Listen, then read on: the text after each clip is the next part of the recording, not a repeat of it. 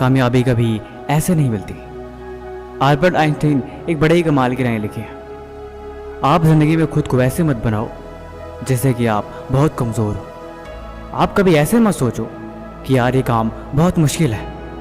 सच बताऊं तो इस जीवन में हर एक चीज़ आपकी सोच पर निर्भर करती है। जिस वक्त आप सो रहे होते हो, कहीं दूर किसी घर के कोने में कोई लड़का रात को जग के मेहनत कर रहा होता है। देखो, या तो कहानियाँ बनाओ या तो अपनी कहानी खुद लिखो। ये सब कुछ आपके ऊपर डिपेंड करता है।